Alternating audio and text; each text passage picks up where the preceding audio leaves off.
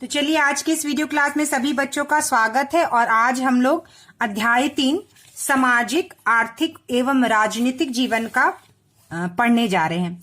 यहाँ पर मैं आपको एक बात बताना चाहती हूँ बच्चों कि कई बच्चों की ऐसी शिकायत आ रही है कि कैमरे में साफ नहीं दिखाई दे रहा है, धुंधला दिखाई दे रहा है। तो मैं आपको ये स्पष्ट कर देना चाहती हूँ कि देखिए कैमरे में ऐसा कोई बहुत प्रॉब्लम नहीं है और आप यहाँ देख सकते हैं कि यहाँ की जो प्रिंट है आपको डार्क यानी गाढ़ी दिखाई दे रही है और यहाँ की प्रिंट अगर आप बच्चों देखिए तो ये हल्की दिखाई दे रही है। तो ये जो किताब की छपाई है इसका जो प्रिंट है वो काफी हल्का है, जिस वजह से ये आपको धुंधला या हल्का दिखाई देता है। यहाँ की आप प्रिंट देख सकते हैं थोड़ा डार्क है और यहाँ का प्रिंट थोड़ा। तो चलिए हम लोग ये वाला अध्याय शुरू करते हैं। शिक्षा एवं स्वास्थ्य के क्षेत्र में सरकार की भूमिका। ठीक है, शिक्षा जो हमें मिलती है, जो शिक्षा और जो स्वास्थ्य है उसमें सरकार का क्या कार्य है, सरकार किस तरह से कार्य करती है, इसके बारे में हम लोग पढ़ेंगे। सड़क, बिजली, कानून व्यवस्था, आपदा के समय राहत लोगों को लोकतांत्रिक अधिकार है। आपदा क्या होता है बच्चों? आपदा होता है कोई विपत्ति, कोई कष्ट, कोई मुसीबत। ठीक है, जैसे अगर बाढ़ आ जाती है तो एक आपदा है, भूकंप आता है जिससे भवन गिर जाते हैं या बहुत क्षति होती है, वह एक आपदा है। तो इस तरह के आपदा के समय में या सड़क या बिजली बनवाने में या कानून व्यवस्था के समय में जो हमें मदद मिलती है, ये हमारा क्या अधिकार है बच्चों? लोकतांत्रिक अधिकार है। ठीक है, यानी कि लोगों के द्वारा जो हम जिस नेता को चुनते हैं, जिसकी सरकार बनती है, ये अपेक्षा होती है कि वह हमारी इन जरूरतों को पूरा करें और इसे हम लोकतांत्रिक अधिकार कहते हैं। इसलिए अपेक्षा होती है कि लोगों द्वारा चुनी हुई सरकार इसे पूरा करे। इस अध्याय से हम लोग शिक्षा और स्वास्थ्य संबंधी सरकार की भूमिका को समझेंगे और देखेंगे कि यह सरकार के काम से किस प्रकार जुड़ी हुई है। शिक्षा हमारे जीवन के विकास के लिए जरूरी है, अर्थात यह दुनिया को समझने का मौका देती है, आत्मविश्वास देती है और व्यक्ति व समाज को बेहतर बनाने की कोशिश करती है। तो बच्चों शिक्षा से ही हम अपने समाज को बेहतर यानी कि अच्छा बना सकते हैं। शिक्षा इस बात के लिए सक्षम बनाती है कि हम सक्षम मतलब अपने आप को उसके काबिल बनाना, कि हम अपनी रुचि के अनुसार काम ढूंढ पाएं। ठीक है, तो शिक्षा से हम क्या कर सकते हैं बच्चों? अपनी रुचि के अनुसार काम ढूंढ सकते हैं। जैसे अगर हमें डॉक्टर बनना है तो उसके हिसाब से, इंजीनियर बनना है, वकालत करना है, तो अपनी रुचि के हिसाब से हम अपना काम और पढ़ाई को कर सकते हैं। समाज के लोग किसी समस्या पर मिलजुल कर बातचीत कर सके और उसका समाधान निकाल सके। मतलब शिक्षा से ही हम किसी चीज का समाधान निकाल सकते हैं, किसी परेशानी या किसी भी चीजों का समस्या का समाधान निकाल सकते हैं। इसके अलावा एक शिक्षित व्यक्ति अदालत में अपना बचाव करने, बैंक से ऋण लेने, वैज्ञानिक ढंग से खेती करने, सरकार की विभिन्न योजनाओं की जानकारी लेने में ज्यादा समर्थ होता है। मतलब अगर उसे बैंक से लोन लेना है तो एक जो शिक्षित व्यक्ति होगा उसको लेने में कठिनाई नहीं होगी, उसे जानकारी होगी, उसे नॉलेज होगा कि वह किस प्रकार किस कार्यों को कर सकता है। अगर वह खेती कर रहा है और अगर वो पढ़ा लिखा है, शिक्षित है, तो वो वैज्ञानिक ढंग से खेती कर सकता है। बहुत सारी जो सरकार की योजनाएं होती हैं, वह योजनाएं वह अगर एक पढ़ा लिखा व्यक्ति होता है तो उसको जानने में वो ज्यादा काबिल होता है। वह राजनीतिक गतिविधियों में भी भाग लेने एवं सामाजिक कार्यों में सफलतापूर्वक भागीदारी करने में सक्षम महसूस करता है। ठीक, चलिए अब हम लोग आगे देखते हैं बिहार में शिक्षा की स्थिति। बिहार में शिक्षा की स्थिति क्या है? स्वतंत्रता प्राप्ति के साथ ही सरकार के लिए हमारे संविधान ने एक लक्ष्य निर्धारित किया था कि 10 वर्षों के अंदर, क्या लक्ष्य निर्धारित किया था बच्चों? 10 वर्षों के अंदर 14 वर्ष की आयु तक के सभी बच्चों को शिक्षा उपलब्ध कराएगी। कौन कराएगा बच्चों? बिहार सरकार। कब तक? 10 वर्ष के अंदर जितने भी बच्चे हैं 14 वर्ष की आयु के, उनको सभी को शिक्षा मिलेगी। लेकिन लक्ष्य की प्राप्ति नहीं हो सकी। ठीक है, यह काम पूरा नहीं हो सका 10 साल में। आज इतने वर्षों बाद भी सभी लोगों तक शिक्षा नहीं पहुंची। यह हमारे लिए बहुत चिंता का विषय है। आइए अपने राज्य के उदाहरण से इस स्थिति को समझें। एक दृष्टि हम नीचे की तालिका पर डालते हैं जो बिहार की साक्षरता दर से संबंधित है। साक्षरता दर यह बताती है कि कुल जनसंख्या में से कितने प्रतिशत लोग साक्षर हैं। यानी वैसे लोगों की कितनी संख्या है जो कम से कम अपना नाम लिख सकते हैं और कुछ सरल वाक्यों को पढ़कर समझ सकते हैं। तो बच्चों, साक्षर और शिक्षित होने में अंतर होता है। ठीक है, साक्षर हम किसे कहते हैं? जो तो अपना नाम लिख सकता है या थोड़ा जो सरल छोटे मोटे वाक्य होते हैं वो हिंदी पढ़ सकता है और लिख सकता है, मतलब उसको पढ़ाई की थोड़ी समझ होती है, उसे हम साक्षर कहते हैं। तो हम लोग इस पे दृष्टि डालते हैं। दृष्टि बांधते मतलब इसको हम देखते हैं। तो देखिए यहाँ पर भारत की जनगणना 2001 के अनुसार बिहार की साक्षरता की स्थिति, कुल साक्षरता दर प्रतिशत में 47%, पुरुष मतलब पुरुष लोग ऐसे कितने हैं जो अपना नाम लिख सकते हैं, कुछ वाक्यों को पढ़ सकते हैं, 60%, महिला साक्षरता दर 33%, अनुसूचित जाति साक्षरता दर 29% और अनुसूचित जनजाति कितना बच्चों? 28%। ठीक है, अब देखिए यहाँ पर दिया हुआ है साक्षर निरक्षर। साक्षर वह है जो अपना नाम लिख सकता है या थोड़ा बहुत पढ़ सकता है। निरक्षर मतलब जो अपना नाम भी नहीं लिख सकता, जिसे अगर किसी जरूरत हो या साइन करना हो, काम करना हो तो क्या लगाते हैं बच्चों? वह अंगूठा लगाते हैं। ठीक है, जिन्हें कुछ भी पढ़ नहीं सकते, कोई शब्द या कोई भी वाक्य को नहीं पढ़ सकते और अपना नाम नहीं लिख सकते, वह क्या होते हैं? निरक्षर होते हैं। इस तालिका को देखने से यह पता चलता है कि अपने राज्य में शिक्षा की स्थिति अत्यंत दयनीय है, मतलब बहुत ही खराब है। ठीक है, बिहार के राज्य में अब जो शिक्षा की स्थिति वो काफी दयनीय है। हमारी कुल साक्षरता दर आधी से भी कम है, अर्थात हमारे प्रदेश की कुल आबादी के आधे से ज्यादा लोग पढ़े लिखे नहीं हैं। ठीक है, देखिए यहाँ पर अगर आप वृत्त को देखते हैं तो जो निरक्षर का वृत्त का जो एरिया है वह ज्यादा है, साक्षर का एरिया कम है, यानी निरक्षर लोग ज्यादा है। क्या है बच्चों? आधा से भी ज्यादा है। देखिए आधा हुआ, आधा आधा गोला, निरक्षर लोग आधा से भी ज्यादा है। यह स्थिति इसलिए बनी हुई है क्योंकि स्कूल की व्यवस्था बहुत कमजोर है। बचपन में इन्हें स्कूल जाने का एवं पढ़ाई करने का मौका नहीं मिला। हाल के वर्षों में सरकार द्वारा किए गए प्रयासों के कारण साक्षरता दर में अप्रत्याशित वृद्धि देखने को मिली है, फिर भी 100% लक्ष्य की प्राप्ति नहीं हो पाई है। देखिए बच्चों, बहुत स्थिति दयनीय थी, खराब थी, लेकिन सरकार अब प्रयास कर रही है कि ज्यादा से ज्यादा लोग साक्षर हो सके, ज्यादा से ज्यादा लोग पढ़ सके। और इसीलिए जब सरकार ने प्रयास किया, मतलब जब कोशिश की, तो यह साक्षरता दर जो है बच्चों वह काफी बढ़ गया। ठीक है, साक्षरता दर क्या हो गया बच्चों? वो काफी बढ़ गया और ज्यादा से ज्यादा लोग साक्षर हुए, लेकिन 100% मतलब 100% यह लक्ष्य पूरा नहीं हो पाया। चलिए आगे बढ़ते हैं।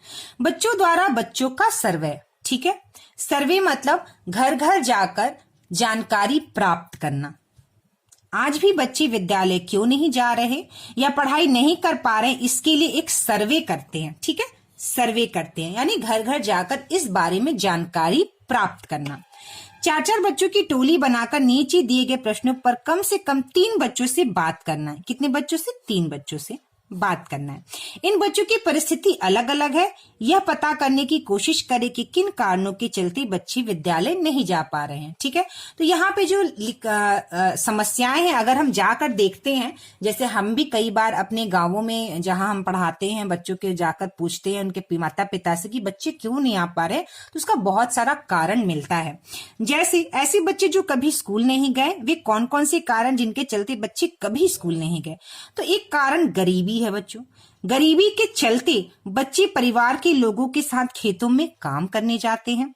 जानवरों को चराने के लिए ले जाना बच्चों का भी बच्चे ले जाते हैं।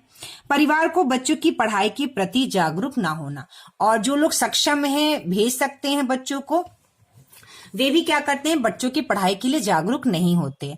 तो बहुत बड़ी समस्या है कि खेतों में जाकर धान लगाना है या गाय को चराने जाना है, इस तरह की बहुत सारे काम होते हैं जो बच्चे जो है करते हैं और इस वजह से विद्यालय नहीं आते हैं।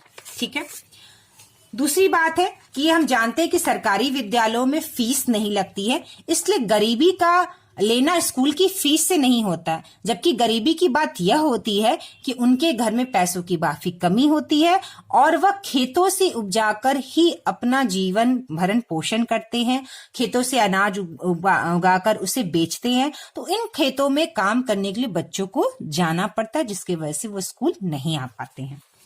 दूसरा है, लेकिन उन्होंने बीच में ही जाना बंद कर दिया। किन कारणों से बच्चे बीच में ही विद्यालय छोड़ दिए? तो बहुत सारे विद्यालय देखिए यहाँ पे दिया, ऐसे बच्चे जो विद्यालय में पढ़ते थे लेकिन बीच में वो आना बंद कर दिए। इसका क्या कारण हो सकता है? ठीक है, तो देखिए पहले क्या क्या कारण हो सकता है, जैसे कि पैसों की कमी की वजह से बाजार में सब्जी बेचने के नाम काम में परिवार के साथ जाना। ठीक है, तो पैसे की कमी रहती है तो सब्जी बेचने के लिए भी बहुत सारे बच्चे जो अपने माता पिता के साथ जाते हैं।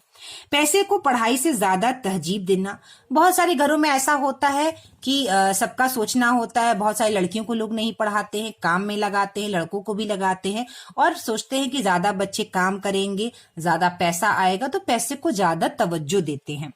घरों में आपसी लड़ाई झगड़ा की वजह से बच्चे नियमित स्कूल नहीं जाते और बहुत सारे घरों में लड़ाई झगड़ा भी होता है जिसकी वजह से बच्चे स्कूल नहीं जा पाते हैं। अब यहाँ पे देखिए लिख रहा है, ऐसे बच्चे जो बाल मजदूर हैं, किन किन कारणों से बच्चे पढ़ने की उम्र में मजदूरी करने लगे? तो बहुत सारे बच्चे होते हैं बाल मजदूरी भी करते हैं। हालांकि हमारे सब जगह अब बाल मजदूरी कराना एक अपराध है, लेकिन कुछ बच्चे जो हैं बाल मजदूरी मजबूरी में करते हैं। इसका एक कारण क्या है? गरीबी, अशिक्षा, मतलब शिक्षा का अभाव, उनके माता पिता या गार्जियन पढ़े लिखे नहीं होते हैं। जनसंख्या वृद्धि के कारण गरीबी और अशिक्षा बढ़ रही है, जो बाल मजदूरी का मुख्य कारण है। पढ़ाई के प्रति जागरूक ना होना और पढ़ाई को ज्यादा इंपॉर्टेंस नहीं देते हैं और इसलिए बच्चों को नहीं भेजते हैं। एक शैक्षणिक सर्वेक्षण कराएं जो कि एक उम्र के सरकारी स्कूल, निजी स्कूल या और किसी अन्य प्रकार के स्कूल के बच्चों के बीच अंतर करेंगे। ठीक है, तो यह सर्वेक्षण कराना है, एक तरह का सर्वे कराना है। चलिए, शिक्षक के लिए है, यहाँ पे हम लोग शुरू करते हैं। ये आपको नहीं पढ़ना, ये शिक्षक के लिए, मतलब ये टीचर के लिए। यहां से हम लोग शुरू करते हैं नेक्स्ट पॉइंट, सरकार की भूमिका। ठीक है, तो सरकार की भूमिका में देखते हैं हम लोग क्या क्या है सरकार की भूमिका। शिक्षा प्राप्त करना हम सबका हक है। क्या है बच्चों? हम सबका हक है। सबको शिक्षा उपलब्ध करवाना सरकार की जिम्मेदारी है। ठीक है, तो शिक्षा क्या है बच्चों? सबका हक होता है। और ये शिक्षा उपलब्ध कराना किसकी जिम्मेदारी होती है? सरकार की जिम्मेदारी होती है। इस बात को पूरा करने के लिए जरूरी हो जाता है कि इसे कानून का स्वरूप दिया जाए। ठीक है, ताकि किसी को अगर शिक्षा उपलब्ध ना हो तो वह न्यायालय का सहारा ले। इसके साथ साथ शिक्षा के लिए बेहतर एवं उचित व्यवस्था करना जरूरी है। इस हेतु कई योजनाएं शुरू की गई जिसके तहत यह लक्ष्य पूरा हो सके। इसके कुछ उदाहरण हम नीचे देखेंगे। तो बच्चों, इसको क्या बोल रहा है कि यहाँ पर जो है इसे कानून का स्वरूप दिया जाए। आप यहाँ पे देखिए लाइन है, कानून का स्वरूप, मतलब अगर किसी को शिक्षा नहीं मिलती है तो वह न्यायालय यानी कि अदालत यानी कोर्ट का सहारा ले सकता है कि वो शिक्षा से उसको वंचित रखा गया है। चलिए हम लोग आगे देखते हैं यहाँ पे क्या लिखा है। अनुप्रिया, अंतरा, शालिनी, शबाना मध्य विद्यालय नंगदहा में 8वीं वर्ग की छात्राएं हैं। यह विद्यालय उनके घर से काफी नजदीक है। कौन सा विद्यालय है बच्चों? मध्य विद्यालय। ठीक है, इस कारण विद्यालय आने जाने में उन्हें कोई असुविधा नहीं होती, मतलब कोई परेशानी नहीं होती है उनको। पर एक बात उनके मन में हमेशा कचोटती है कि शायद वे आगे पढ़ाई नहीं कर पाएंगी, क्योंकि उच्च विद्यालय की दूरी गांव से लगभग 5 किलोमीटर है। विद्यालय दूर होने के कारण गांव की अधिकतर लड़कियां कक्षा 8 के बाद पढ़ाई नहीं कर पाती, क्योंकि उन्हें विद्यालय आने जाने में काफी कठिनाइयों का सामना करना पड़ता है। साथ ही उनके माता पिता भी उनकी सुरक्षा को लेकर चिंतित रहते हैं। एक दिन अखबार के माध्यम से पता चला कक्षा 9 में पढ़ने वाली सभी लड़कियों को सरकार द्वारा साइकिल दी जाएगी।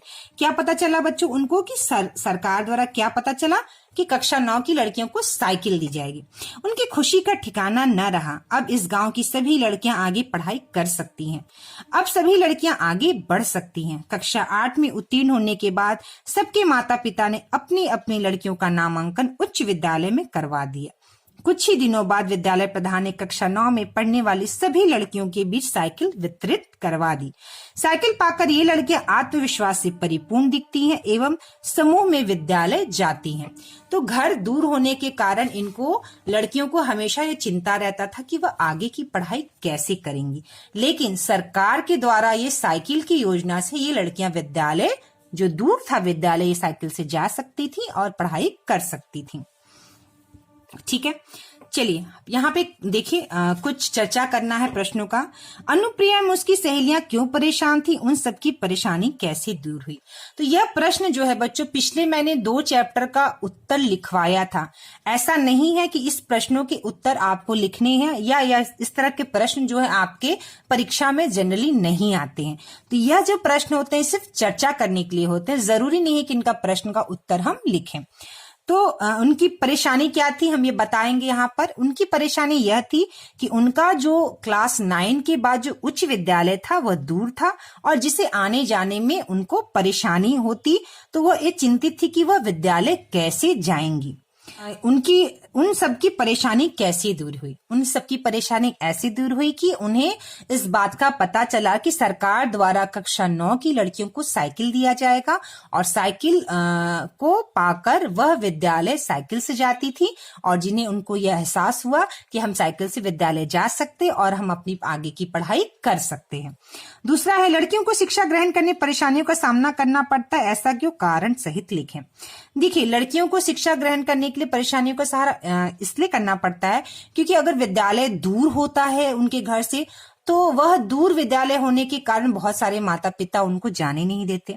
क्योंकि इसलिए नहीं जाने देते क्योंकि उनकी सुरक्षा, यानी लड़कियों को सुरक्षा को लेकर भी काफी वह चिंतित रहते हैं। ठीक है, बहुत जगह ऐसा होता है कि जो है वो भेद किया जाता है लड़का और लड़की में। लड़के को पढ़ाते हैं और लड़कियों को नहीं पढ़ाते। एक ये भी कारण है। लड़कियों से घर का काम करवाना, उनको पढ़ाई पे ध्यान ना देना, एक ये भी कारण है। तो ये सारी समस्याएं हैं जो लड़कियों के साथ रहती हैं। आपकी समझ में ऐसी क्या व्यवस्था हो सकती है जिससे लड़कियों को परेशानी ना हो? तो मेरी समझ में यही व्यवस्था हो सकती है कि हर गांव में, यानी हर पंचायत में एक उच्च विद्यालय होना चाहिए और वह विद्यालय कम से कम जहां हर 5 किलोमीटर पर एक उच्च विद्यालय होना चाहिए, ताकि उस 5 किलोमीटर या 4 किलोमीटर के क्षेत्र तक जितनी भी लड़कियां हो उस उच्च विद्यालय में वो पढ़ाई अपनी पूरी कर सके। और कॉलेज की भी व्यवस्था होनी चाहिए, यानी उच्च पढ़ाई करने के बाद जब कॉलेज में लड़कियां जाती हैं तो हर जगह कॉलेज भी होना चाहिए जिससे लड़कियां आगे की पढ़ाई कर सकें। ठीक है, तो चलिए आगे हम लोग चलते हैं। अब हम लोग देखते हैं, यहाँ पर देखिए, सुमित सरकारी विद्यालय में कक्षा 5 का छात्र है। वह हमेशा खुश दिखता था पर इन दिनों चिंतित रहता है। ठीक है, उसकी चिंता का मुख्य कारण है किताबों का समय पर न मिलना। बाजार में भी उसकी पुस्तक नहीं बिकती, इसलिए चाहकर भी वह अपनी पुस्तक बाजार से खरीद नहीं पाया। सरकार की योजना है कि कक्षा 1 से 8 तक के सरकारी विद्यालयों में पढ़ने वाले सभी बच्चों को निःशुल्क, मतलब बिना पैसे की पुस्तकें दी जाएंगी ताकि सभी वर्गों के बच्चे विद्यालय जा पाएं। 5वीं कक्षा में आए सुमित को 3 माह हो गए। अब उसे यह चिंता भी सता रही है कि परीक्षा में वह क्या लिखेगा। प्रधानाध्यापक से कहने पर वह स्थिति की जानकारी लेते हैं एवं 1 माह में पुस्तकें विद्यालय में पहुंच जाएगी ऐसा आश्वासन देते हैं। तो बच्चों, एक तो योजना सरकार की हमने जानी कि साइकिल दिया जाता है जिससे लड़कियां स्कूल विद्यालय आ सके पढ़ने के लिए, उन्हें परेशानी ना हो।